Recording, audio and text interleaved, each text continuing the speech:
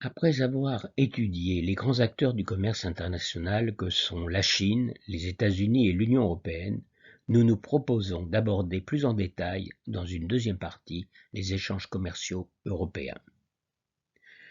L'Union européenne regroupe 27 pays ou États membres qui échangent des marchandises et des services entre eux, que l'on appelle le commerce intracommunautaire, et aussi avec le reste du monde, que l'on appelle le commerce extracommunautaire.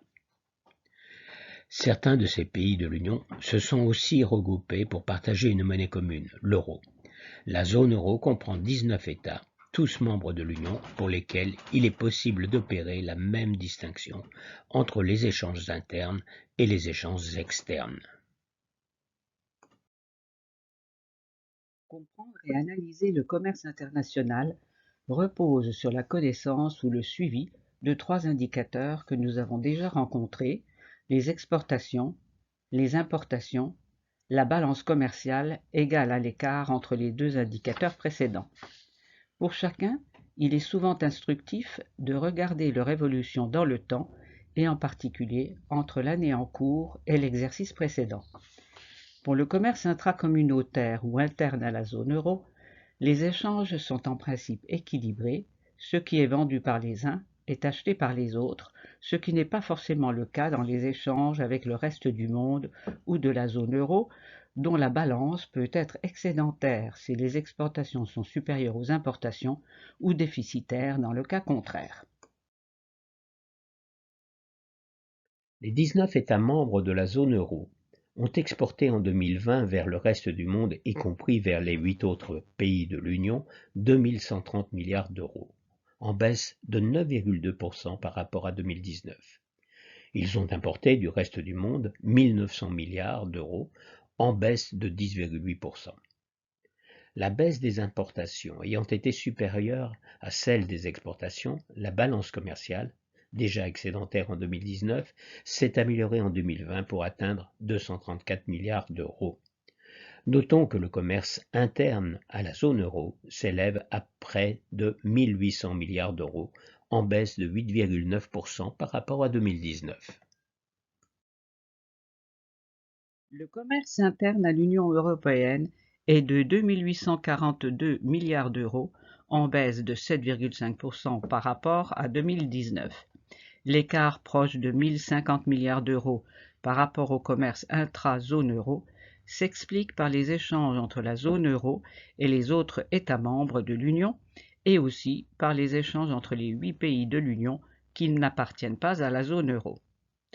Les 27 États membres de l'Union ont ensemble exporté 1 932 milliards d'euros, en baisse de 9,4%, et importé 1 714 milliards d'euros, en baisse de 11,6%. Comme pour la zone euro, la balance commerciale de 217 milliards d'euros en 2020 est supérieure à celle de 2019.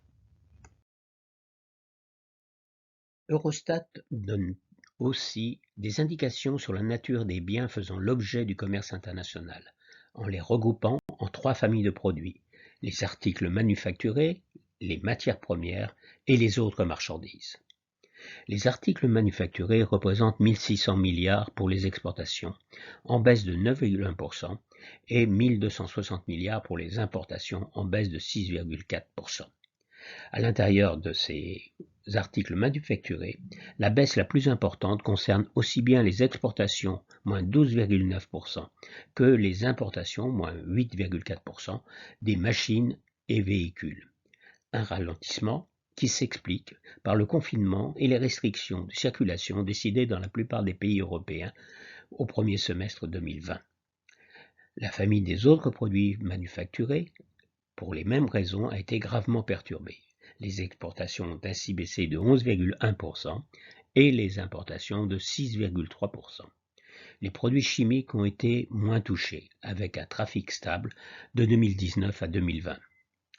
Le commerce des matières premières, toujours déficitaire, a vu les importations de 415 milliards chuter de 26%, plus sévèrement que les exportations, 283 milliards. La famille énergie, qui représente 65% du total des importations 2019, a enregistré une baisse significative de 38,7%, en 2020. Les produits alimentaires et produits de base sont restés plus stables, tant pour les exportations que pour les importations.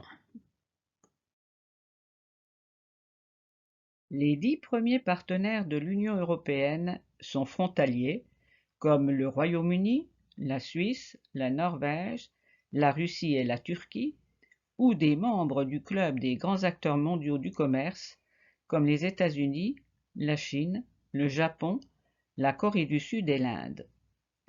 La balance commerciale est proche de l'équilibre, inférieure à 10 milliards d'euros, pour les plus petits de ses partenaires, mais fortement excédentaire pour 3 d'entre eux, États-Unis, plus 151 milliards, le Royaume-Uni, plus 110 milliards, et la Suisse, plus 34 milliards, et fortement déficitaire pour la Chine, moins 181 milliards, et la Russie, moins 16 milliards.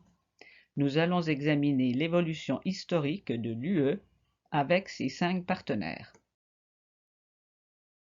L'Union européenne exporte vers les États-Unis 353 milliards d'euros et en importe 202 milliards. À l'exception de l'année 2020 où ces deux indicateurs ont baissé de 8,2% et de 13,2%, la progression a été de 23% de 2011 à 2019 pour les exportations et de 31% pour les importations. La Grande-Bretagne, malgré le Brexit, demeure elle aussi un partenaire stratégique avec lequel les exportations de l'UE ont été régulières depuis 2011, 251 milliards pour atteindre 320 milliards en 2019 et baissé à 278 milliards en 2020. Les importations sont plus stables, plus 3% de 2011 à 2019. À l'égard de la Suisse, les relations commerciales sont stables, mais toujours en faveur de l'Union, dont la balance est de l'ordre de 30 milliards d'euros par an.